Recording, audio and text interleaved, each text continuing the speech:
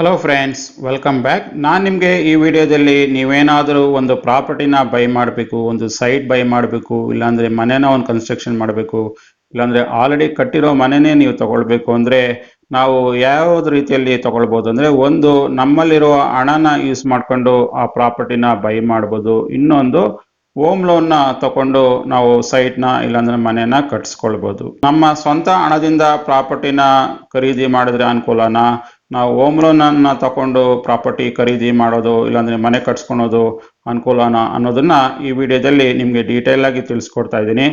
ಯಾವ್ದ್ರಿಂದ ಎಷ್ಟು ಲಾಭ ಇರುತ್ತೆ, ನಮ್ಗೆ ಎಷ್ಟು ಪ್ರಾಫಿಟ್ ಬರುತ್ತೆ, ಓನ್ ಫಂಡ್ಸ್ ಯೂಸ್ ಮಾಡ್ಕೊಂಡು ಪ್ರಾಪರ್ಟಿನ ಬೈ ಮಾಡೋದು ತುಂಬಾ ಲಾಭದಾಯಕನಾ, ಹೋಮ್ ಲೋನ್ ತಗೊಂಡು ಪ್ರಾಪರ್ಟಿನ ಬೈ ಮಾಡೋದು ತುಂಬಾ ಲಾಭದಾಯಕನಾ ಅನ್ನೋದನ್ನ ಈ ವಿಡಿಯೋದಲ್ಲಿ ನಿಮ್ಗೆ ಡೀಟೇಲ್ ಆಗಿ ತಿಳಿಸ್ಕೊಡ್ತಾ ಇದ್ದೀನಿ.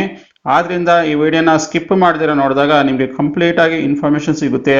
ಈ ಇನ್ಫಾರ್ಮೇಶನ್ ಇಂದ ನೀವು ಲಕ್ಷ ಹಣನ ಖಂಡಿತವಾಗಿ ನೀವು ಸೇವ್ ಮಾಡಬಹುದು. ನಿಮ್ಗೆ ಈ ವಿಡಿಯೋದಲ್ಲಿ ಕ್ಯಾಲ್ಕುಲೇಷನ್ ಪರ್ಪಸ್ಗೆ ನಿಮ್ಗೆ ಎಕ್ಸ್ಪ್ಲೈನ್ ಮಾಡಿ ಅರ್ಥ ಮಾಡಿಸೋದಕ್ಕೋಸ್ಕರ ನಾನು ಸಿಂಪಲ್ ಆಗಿ ನಿಮ್ಮಲ್ಲಿ 25 ಲಕ್ಷ ಹಣ ಇದೆ ಅನ್ಕೊಂಡ್ರೆ, ಅಲ್ಲಿ ಈಗ 25 ಲಕ್ಷ ಹಣ ಇದೆ, ಆ ಹಣನ ನೀವು ಸೈಟ್ಗಾದ್ರೂ ಯೂಸ್ ಮಾಡ್ಬೋದು, ಇಲ್ಲಾಂದ್ರೆ ಮನೆ ಕಟ್ಟೋದಕ್ಕಾದ್ರೂ ಯೂಸ್ ಮಾಡ್ಬೋದು.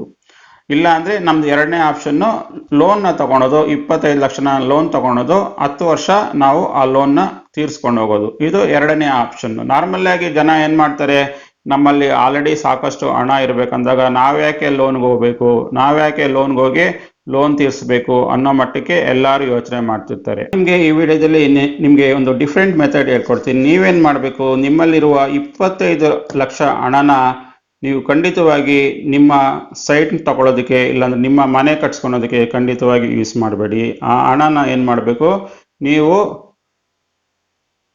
ಆ ಹಣನ ನೀವು ಯೂಸ್ ಮಾಡಿದ್ರೆ ಹೋಮ್ ಲೋನ್ ತಗೊಳ್ಬೇಕು. ನೀವು ಏನ್ ಮಾಡಬೇಕು, 25 ಲಕ್ಷ ರೂಪಾಯಿಗೆ ಲೋನ್ಗೆ ಅಪ್ಲೈ ಮಾಡಬೇಕು. ನಿಮ್ಮ ಲೋನ್ ಟೆನ್ಯೂರ್ 10 ವರ್ಷ ಇರುತ್ತೆ. ಮತ್ತೆ ನಿಮಗೆ ಲೋನ್ ಇಂಟ್ರೆಸ್ಟ್ ಈಗ 7%, ಹತ್ರ 6.5 ಇಂದ 7% ವರೆಗೂ ನಿಮಗೆ ಈಗ ಈಸಿಯಾಗಿ ಇಂಟ್ರೆಸ್ಟ್ ಸಿಗುತ್ತೆ. ನೀವೇನ್ ಮಾಡಬೇಕು, ಒಂದು ಲೋನ್ ಅಪ್ಲೈ ಮಾಡಬೇಕು. ಅದರಿಂದ ಒಂದು ಸೈಟ್ ಆದ್ರೂ ಪರ್ಚೇಸ್ ಮಾಡ್ಕೊಳ್ಬೋದು, ಹೋಮ್ನಾದ್ರೂ ಕನ್ಸ್ಟ್ರಕ್ಷನ್ ಮಾಡ್ಬೋದು, ಇಲ್ಲಾಂದ್ರೆ ನಿಮ್ಮ ಮನೆನ ಬೈ ಮಾಡ್ಕೊಳ್ಬೋದು. ನೀವು ಇಲ್ಲೇನ್ ಮಾಡಬೇಕು, ನಿಮ್ಮಲ್ಲಿರುವ 25 ಲಕ್ಷ ರೂಪಾಯಿ ಹಣನ, ನಿಮ್ಮಲ್ಲಿರುವ 25 ಲಕ್ಷ ಹಣನ ನೀವೇನ್ ಮಾಡಬೇಕು, ಸುಮ್ಮನೆ ಮನೆಯಲ್ಲಿ ಬೀರೋಲ್ಲಿ ಇಟ್ಕೊಂಡು ಪೂಜೆ ಮಾಡೋದಿಲ್ಲ.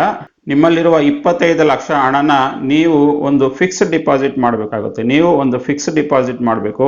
ಅಂದ್ರೆ ನೀವು ಫಿಕ್ಸ್ಡ್ ಡಿಪಾಸಿಟ್ ಅಂದ್ರೆ ಈಗ 5.5% ಯಾವುದೇ ಬ್ಯಾಂಕ್ಗಳಲ್ಲೂ ನಿಮಗೆ ಈಸಿಯಾಗಿ ಇಂಟ್ರೆಸ್ಟ್ ಕೊಡ್ತಾರೆ. ನೀವು PPF ಅಲ್ಲಿ ಇನ್ನೂ ಜಾಸ್ತಿ ಕೊಡ್ತಾರೆ.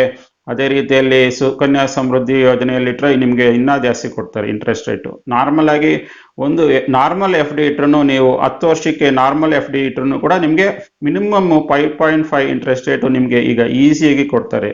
ನೀವು ಈ ತರ ನೀವು ಫಿಕ್ಸ್ಡ್ ಡಿಪಾಸಿಟ್ ಇಡಬೇಕು. 25 ಲಕ್ಷ ರೂಪಾಯಿ ನಿಮ್ಮಲ್ಲಿ ಏನು ಹಣ ಇದೆಯೋ ಅದನ್ನ ನೀವು ಫಿಕ್ಸ್ಡ್ ಡಿಪಾಸಿಟ್ ಅಲ್ಲಿ ಮಾಡಿದಾಗ ಟೋಟಲ್ ಆಗಿ ಸುಮಾರು 18 ಲಕ್ಷ ರೂಪಾಯಿ ಇಂಟ್ರೆಸ್ಟೇ ಸಿಗುತ್ತೆ. ನೀವು 25 ಲಕ್ಷಕ್ಕೆ ಸುಮಾರು 18 ಲಕ್ಷ ರೂಪಾಯಿ ನೀವು ಇಂಟ್ರೆಸ್ಟೇ ಅರ್ನ್ ಮಾಡ್ತೀರಾ.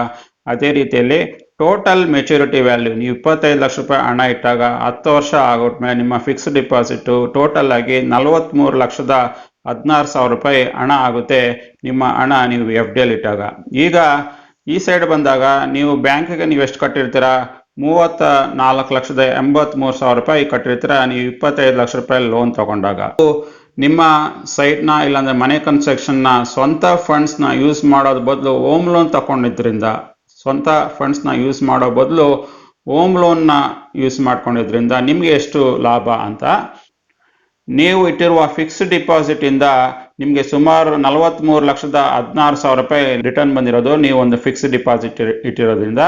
ಅದೇ ರೀತಿಯಲ್ಲಿ ನೀವು ಬ್ಯಾಂಕಿಗೆ ಇಲ್ಲಿ ಎಷ್ಟು ಪೇ ಮಾಡಿದ್ದೀರಾ ಅಂದ್ರೆ 34,83,000 ರೂಪಾಯಿ ನೀವು ಬ್ಯಾಂಕಿಗೆ ಪೇ ಮಾಡಿದ್ದೀರಾ. ಅಂದ್ರೆ ನಿಮ್ಗೆ ಫಿಕ್ಸ್ಡ್ ಡಿಪಾಸಿಟ್ ಇಂದ 43,16,000 ರೂಪಾಯಿ ಬಂದಾಗ ನಿಮ್ಮ ಬ್ಯಾಂಕ್ ಲೋನ್ಗೆ 34,83,000 ರೂಪಾಯಿ ನೀವು ಬ್ಯಾಂಕ್ ಕಟ್ಟಿದ್ದೀರಾ. ಅಂದ್ರೆ ನಿಮ್ಗೆ ಟೋಟಲ್ ಈ ಮೆಥಡ್ ಇಂದ ಟೋಟಲ್ ಆಗಿ 8,30,30,000 ರೂಪಾಯಿ ಹಣ ನಿಮ್ಗೆ ಸೇವ್ ಆಗುತ್ತೆ. ಅಂದ್ರೆ ನೀವೊಂದು ಪ್ರಾಪರ್ಟಿನೂ ಬೈ ಮಾಡಿದಾಗಾಯ್ತು, ಆ ಪ್ರಾಪರ್ಟಿನೂ ನಿಮ್ದಾಯ್ತು, ಪ್ಲಸ್ ಆ ಪ್ರಾಪರ್ಟಿ ಬೈ ಮಾಡಿದ್ಮೇಲೆ ನೀವು ಏನು ಡಿಪಾಸಿಟ್ ಇಟ್ಟಿರ್ತೀರೋ ಆ ಹಣದಿಂದನೂ ಕೂಡ ಸುಮಾರು 8,30,000 ರೂಪಾಯಿಗಳು ಕೂಡ ನಿಮಗೆ ಎಕ್ಸ್ಟ್ರಾ ಲಾಭ ಸಿಕ್ತು. ಇದು ಬಿಟ್ಟು ನಿಮಗೆ ಸಾಕಷ್ಟು ರೀತಿಯಲ್ಲಿ ಬೆನಿಫಿಟ್ಸ್ ಇರುತ್ತೆ. ನೀವು ಹೋಮ್ ಲೋನ್ನ ತಗೊಂಡಾಗ ನಿಮಗೆ ಇನ್ಕಮ್ ಟ್ಯಾಕ್ಸ್ ರಿಬೇಟ್ಸು ಸಿಗುತ್ತೆ, ನೀವು ಪ್ರಿನ್ಸಿಪಲ್ ಅಮೌಂಟ್ ಕಟ್ಟೋದಕ್ಕೂ ನಿಮಗೆ ಎಕ್ಸಂಪ್ಷನ್ ಸಿಗುತ್ತೆ, ಇಂಟ್ರೆಸ್ಟ್ ರೇಟ್ ಕಟ್ಟೋದಕ್ಕೂ ಎಕ್ಸಂಪ್ಷನ್ ಸಿಗುತ್ತೆ. ಎಲ್ಲ ರೀತಿಯಲ್ಲಿ ಟ್ಯಾಕ್ಸ್ ಎಕ್ಸಂಪ್ಷನ್ಸು ನೀವು ಒಂದು ಹೋಮ್ ಲೋನ್ ತಗೊಂಡಾಗ ಸಾಕಷ್ಟು ರೀತಿಯಲ್ಲಿ ಬೆನಿಫಿಟ್ ಸಿಗುತ್ತೆ. ನಿಮಗೆ ಇದರಿಂದ ಕ್ರೆಡಿಟ್ ಹಿಸ್ಟ್ರಿನೂ ಕ್ರೆಡಿಟ್ ಸ್ಕೋರು ಕೂಡ ಸಾಕಷ್ಟು ರೀತಿಯಲ್ಲಿ ಇಂಪ್ರೂವ್ ಆಗುತ್ತೆ. ನಿಮ್ಗೆ ಈಗ ಅರ್ಥ ಆಗಿರ್ಬೋದು ನೀವು ಯಾಕೆ ನಿಮ್ಮ ಸ್ವಂತ ಹಣದಿಂದ ನೀವು ಪ್ರಾಪರ್ಟಿನ ಬೈ ಮಾಡಬಾರ್ದು, ನೀವು ಯಾಕೆ ಹೋಮ್ ಲೋನ್ನ ಅಪ್ಲೈ ಮಾಡಬೇಕು, ನೀವು ಯಾಕೆ ಹೋಮ್ ಲೋನ್ನ ತಗೊಂಡು ನೀವು ಪ್ರಾಪರ್ಟಿ ಬೈ ಮಾಡಬೇಕು ಅನ್ನೋದನ್ನ ಈ ವಿಡಿಯೋದಲ್ಲಿ ನಿಮಗೆ ಡೀಟೇಲ್ ಆಗಿ ತಿಳಿಸ್ಕೊಟ್ಟಿದ್ದೀನಿ. ನಿಮಗೆ ಈ ವಿಡಿಯೋ ತುಂಬ ಇಷ್ಟ ಆಗಿದ್ರೆ ಖಂಡಿತವಾಗಿ ಲೈಕ್ ಮಾಡಿ, ಮತ್ತು ನೀವು ನಮ್ಮ ಸಕ್ಸಸ್ ಲೋಕ ಯೂಟ್ಯೂಬ್ ಚಾನಲ್ಗೆ ಇದುವರೆಗೂ ಸಬ್ಸ್ಕ್ರೈಬ್ ಮಾಡ್ಕೊಂಡಿಲ್ಲ ಅಂದರೆ ಖಂಡಿತ ಸಬ್ಸ್ಕ್ರೈಬ್ ಮಾಡ್ಕೊಳ್ಳಿ, ಮತ್ತು ಬೆಲ್ ಐಕನ್ ಕ್ಲಿಕ್ ಮಾಡಿದರೆ ನಮ್ಮ ಎಲ್ಲ ಮುಂದಿನ ವಿಡಿಯೋಗಳು ನಿಮಗೆ ಖಂಡಿತವಾಗಿ ಸಿಗುತ್ತೆ. ನಾವು ಸಿಗೋಣ ಮತ್ತೊಂದು ವಿಡಿಯೋದಲ್ಲಿ, ಅಲ್ಲಿವರೆಗೆ ಬಾಯ್.